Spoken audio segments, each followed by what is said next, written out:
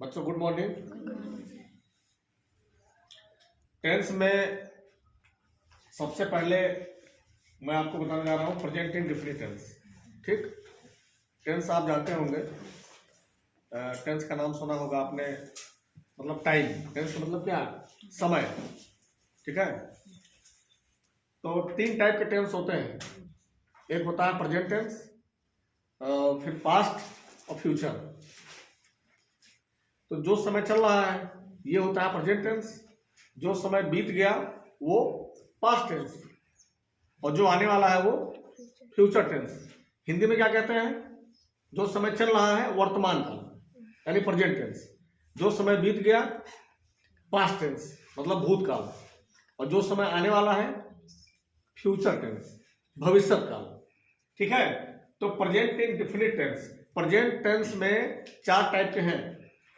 एक present indefinite, present imperfect, present perfect और present perfect continuous. ये चारों टाइप पे आपको ट्रांसलेशन सीखना है। तो सबसे पहले मैं प्रेजेंट इंडेफिनिट शुरू कर रहा हूं आज, और इसमें आपको अफर्मेटिव और नेगेटिव ये मैं बताने जा रहा हूं। अब कल मैं आपको बताऊंगा इसका इंट्रोगेटिव।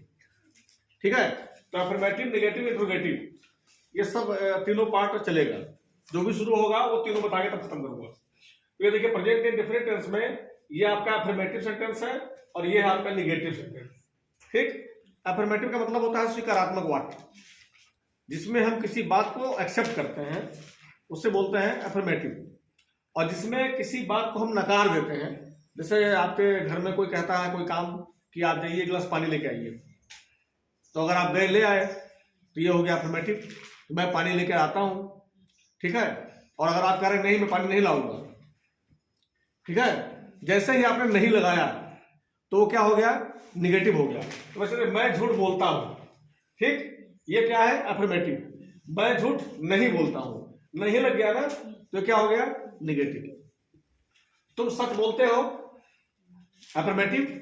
तुम सच नहीं बोलते हो, निगेटिव। समझ में आ गया होगा आपके अफर्मेटिव नेगेटिव। उसके बाद आपको ध्यान देना होता है कि इसमें लिखा हुआ, देखिए अफर्मेटिव का नियम होता है ये, इसको आपको याद रखना पड़ेगा हमेशा कि अफर्मेटिव सेंटेंस अगर प्रेजेंट इंडेफिनिट का है तो प्रेजेंट इंडेफिनिट में आप कैसे पहचानोगे कि ये प्रेजेंट इंडेफिनिट टेंस है? इसकी पहचान भी आपको याद करनी पड़ेगी।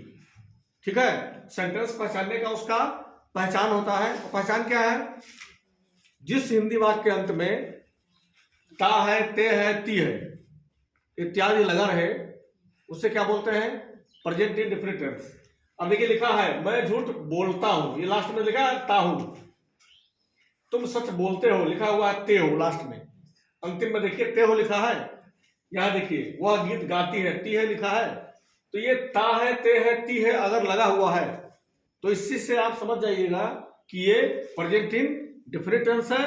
और अफर्मेटिव सेंटेंस अगर होगा तो इस टाइप से होगा, निगेटिव होगा तो इस टाइप से होगा, और इंट्रोगेटिव होगा तो बस वही क्वेश्चन मार्क लग जाएगा, क्या मैं झूठ बोलता हूं, तुम क्यों झूठ बोलते हो, इस टाइप से रहेगा। ठीक है, तो आगे बढ़ते हैं। तो ये हो गया आपका पहचानने का तरीका, सेंटेंस को आपको पहचानना है। प्रेजेंट इंडेफिनिट में होगा तभी आप ये नियम लगाएंगे, सब्जेक्ट प्लस वर्ब का फर्स्ट फॉर्म प्लस ऑब्जेक्ट। और अगर प्रेजेंट इम्परफेक्ट में है तो उसकी पहचान अलग होती है, वो मैं बताऊंगा बाद में आपको। ठीक है, तो अब आ गया बात सब्जेक्ट वर्ब और ऑब्जेक्ट पे। तो सब्जेक्ट वर्ब ऑब्जेक्ट ये पहचानने आपको आना चाहिए। जैसे लिख तो दिया है हमने कि सब्जेक्ट लगाना है पहले, फिर वर्ब का फर्स्ट फॉर्म लगाना है, फिर ऑब्जेक्ट लगाना है। और आपको यही नहीं मालूम है कि सब्जेक्ट इसमें कौन है तो आप कैसे लगाओगे, इसमें वर्ब कौन है आप कैसे लगाओगे? ठीक है, तो सब्जेक्ट निकालने का तरीका क्या है बताइए? सब्जेक्ट लगाने का तरीका है कि किसी भी हिंदी वाक्य में कौन अथवा क्या लगाकर प्रश्न करते हैं, और जो उत्तर हमें प्राप्त होता है वही सब्जेक्ट होता है। अब आप कहोगे हम प्रश्न कैसे करें? तो प्रश्न करना हम बता रहे हैं आपको। देखिए लिखा हुआ मैं झूठ बोलता हूं, इसमें आप प्रश्न करिए अपने मन से, कौन झूठ बोलता है? तो आंसर क्या आएगा? मैं। तो मैं क्या हो गया? सब्जेक्ट। तो सब्जेक्ट मैं हो गया तो क्या मैं लिखा जाएगा? इसमें नहीं लिखा जाएगा, मैं का अंग्रेजी लिखा जाएगा। आप अंग्रेजी में ट्रांसलेशन बनाने जा रहे हैं ना कि हिंदी में, तो मैं का अंग्रेजी क्या लिखा जाएगा? आई। ठीक है, तो ये सब्जेक्ट निकालने का तरीका हो गया। तुम सच बोलते हो, कौन सच बोलता है? तुम। वह गीत गाती है, कौन गीत गाती है? वह। तो कौन भी लगता है और क्या भी लगता है, दोनों लगाकर प्रश्न करते हैं सेंटेंस के हिसाब से। जिस टाइप का सेंटेंस होगा उसी हिसाब से क्वेश्चन किया जाएगा। तो ये हो गया सब्जेक्ट। उसके बाद देखिए वर्ब। वर्ब में दो टाइप होते हैं, एक होता है ऑक्सिलरी वर्ब और दूसरा होता है मेन वर्ब। तो ऑक्सिलरी वर्ब में जैसे हो गया is, are, am, was, were. Is means है, आर मीन्स है हो, वाज मीन्स था, वेयर मीन्स थे, शैल, विल, ये सब क्या है आपका? ऑक्सिलरी वर्ब है, सहायक क्रिया है। ठीक है, इसको हेल्पिंग वर्ब भी कहा जाता है। और यहां पे आपको जरूरत है किसकी? मेन वर्ब की। यहां मेन वर्ब है, हेल्पिंग वर्ब नहीं है। मेन वर्ब का फर्स्ट फॉर्म लगाना है। वर्ब के 5 रूप होते हैं स्पेशली, लेकिन बच्चे अक्सर याद रखते हैं 3 रूप। ठीक है, जैसे यहां देखिए स्पीक, बोलना का अंग्रेजी क्या होगा? स्पीक। इसमें मेन वर्ब आपका क्या है? बोलना। ठीक, इसमें क्या है? इसमें भी बोलना ही है। और इसमें है क्या? गाना। गाना का अंग्रेजी सिंग, बोलना का अंग्रेजी स्पीक। ठीक है, तो इस तरह से आपको ये वर्ब मेन वर्ब है, आप समझ गए होंगे। उसके बाद ऑब्जेक्ट। ठीक है, तो किसी भी सेंटेंस में सब्जेक्ट निकाल लेंगे, मेन वर्ब निकाल लेंगे, और जो बच जाएगा वो क्या हो जाएगा? ऑब्जेक्ट हो जाएगा। ठीक, तो इस तरीके से है। देखिए देखिए, वह गीत गाती है, अब हम सब्जेक्ट निकाल लिए वह यानी कि सी, और वर्ब निकाल लिए सिंग, तो बच गया क्या? गीत। तो ये गीत क्या हो जाएगा? ऑब्जेक्ट। ठीक है, यहां देखिए तुम सच बोलते हो, सब्जेक्ट निकाल लिए यू, वर्ब निकाल लिए बोलना, तो क्या बच गया? सच। ये इसको ऑब्जेक्ट मान लेंगे।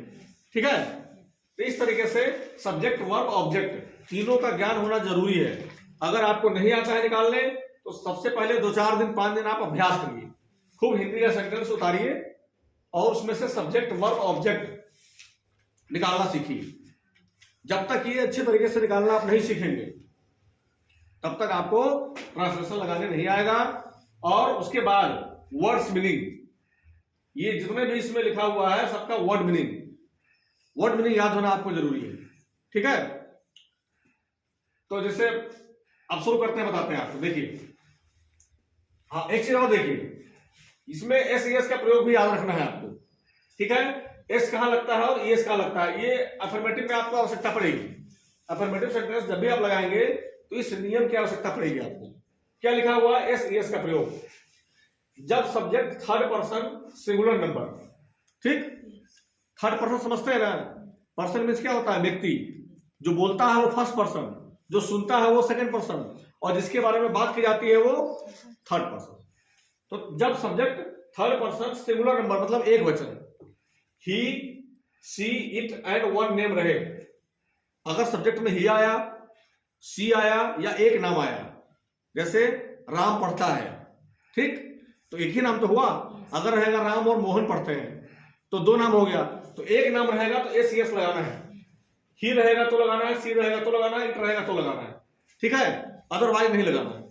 डू डज का प्रयोग देख लीजिए, ही, सी, इट एंड वन नेम के साथ डज का प्रयोग होता है। ठीक है, जब ही रहेगा सब्जेक्ट, सी रहेगा, इट रहेगा, तो क्या लगाएंगे? डज लगाएंगे। एक नाम रहेगा, अगर राम लिखा है तो राम के साथ डज लगाएंगे, अगर एक से ज्यादा नाम रहेगा तो डू लगाएंगे। बाकी सबके साथ आई, यू, वी, दे के साथ क्या लगता है? डू लगता है। और या एक से अधिक नाम होगा तो डू लगाएंगे। तो डू डज का प्रयोग आपको नेगेटिव वाले में और एस एस का प्रयोग अफर्मेटिव वाले में अभी आपको आवश्यकता पड़ेगी। चलिए लगाते हैं। इसका नियम देख लीजिए, सब्जेक्ट प्लस वर्ब का first form plus object affirmative का। तो इसमें मैं झूठ बोलता हूं, सब्जेक्ट कौन है इसमें? मैं। लिख दीजिए पहले मैं का अंग्रेजी क्या होता है? आई। ठीक, उसके बाद हमें क्या लगाना है? वर्ब का फर्स्ट फॉर्म। तो वर्ब कौन है इसमें? बोलना। ठीक है, या कहना भी होता है, टेल। स्पीक मीन्स बोलना, या टेल मीन्स कहना। ठीक है, टेल की स्पेलिंग याद है आपको? TELL। टेल मीन्स कहना। ठीक है, तो टेल भी बोल सकते हैं, यहाँ पे लिखेंगे टेल, आई टेल, ठीक है। और झूठ का क्या लिख देंगे, आ लाई, आई टेल आ लाई, ठीक है। उसके बाद देखिए मैं झूठ नहीं बोलता हूं, अब नहीं आ गया। अब देखिए यहाँ पे आई लगा हुआ है ना, तो सब्जेक्ट आई है तो यहाँ पे एस यस का काम ही नहीं है। जब सब्जेक्ट हमारा आएगा ही सी इट वन नेम, तभी एस यस लगाने का जरूरत पड़ेगा। मैं झूठ नहीं बोलता हूं, तो यहाँ पे क्या हो जाएगा, सब्जेक्ट आई, और आई के साथ क्या लगाना है, यहाँ देखिए बताए हम, आई के साथ क्या लगेगा, डू लगेगा। निगेटिव वाले में क्या लगाना है, क्या देखिए subject plus do does plus not plus verb का फर्स्ट फॉर्म प्लस ऑब्जेक्ट, ये निगेटिव का रूल है। निगेटिव वाले में ये नियम लगेगा, अफर्मेटिव वाले में ये नियम लगेगा, ठीक है। आई के साथ क्या लगाना है, डू लगाना है, आई डू। उसके बाद क्या लगाना है, नॉट, ठीक है, आई डू नॉट। उसके बाद वर्ब कौन है, कहना, बोलना, tell, TELL, I do not tell a lie, ठीक है, ध्यान दीजिए। ठीक, तुम सच बोलते हो, सब्जेक्ट कौन है इसमें, यू, ठीक, तुम का अंग्रेजी यू। उसके बाद वर्ब कौन है, बोलना, मतलब स्पीक, SPEAK, स्पीक मीन्स बोलना, यू स्पीक। और सच का अंग्रेजी ये हो गया ऑब्जेक्ट, तो सब्जेक्ट लगाया हमने, वर्ब लगाया, ऑब्जेक्ट लगाना है, क्या हो जाएगा, द ट्रूथ, ट्रूथ, TRUTH, ठीक है। अब इसी का बनाना है क्या, निगेटिव। तो इसमें निगेटिव का नियम क्या है, पहले सब्जेक्ट किसमें भी लगाना है, क्या लिखेंगे, यू, और यू के साथ क्या लगाएंगे, यहां देखिए यू के साथ क्या लगाना है, डू लगाना है, यू डू, और नहीं का हो जाएगा नॉट, यू डू नॉट। उसके बाद वर्ब लगाना है, देखिए वर्ब लगाना है, वर्ब कौन है, बोलना, speak, you do not speak. उसके बाद सच का अंग्रेजी द ट्रूथ, समझ में आ रहा है। अब देखिए वह गीत गाती है, यहां पे लड़की है, ध्यान दीजिएगा, बच्चे मिस्टेक करते हैं, लिखा रहेगा वह गीत गाती है, ध्यान नहीं देंगे और फटाक से ही लगा देंगे। जब ती है रहेगा तो गाती किसको बोला जाता है, लड़की को। अगर यहां रहता वह गीत गाता है तो क्या होता, लड़के का बोध होता, तो वहां ही लगता। वह गीत गाती है इसलिए क्या लगेगा, सी लगेगा। तो सब्जेक्ट क्या हो जाएगा यहाँ पे, सी। उसके बाद क्या लगाना है, वर्ब का फर्स्ट फॉर्म, वर्ब कौन है इसमें, गाना, तो गाना का अंग्रेजी हो गया सिंग। लेकिन ध्यान दीजिएगा, ठीक है। अब देखिए यहां सी आ गया है और यहां लिखा हुआ है, यही बच्चे ध्यान नहीं देते हैं और लगाते नहीं है सीएस। यहां लिखा हुआ है, क्या लिखा हुआ है, यहां देखिए, जब subject third person singular number अर्थात ही सी इट। अब देखिए सी आया ना, तो सी आया तो क्या लगाना है, यहां पे एस लगा देना है, क्या लगा देना है, सी सिंग्स। और गीत का अंग्रेजी आ सॉन्ग। एक बार में इतने गीत तो गाओगे कि 4-5 गाना इकट्ठे गा लोगे, एक बार में इतने गीत गाएंगे तो आ song, he sings uh song, समझ गए। वह गीत गाती है, सी सिंग्स आ सॉन्ग, सी लगाएंगे, ही नहीं, ठीक है, सी सिंग्स आ सॉन्ग।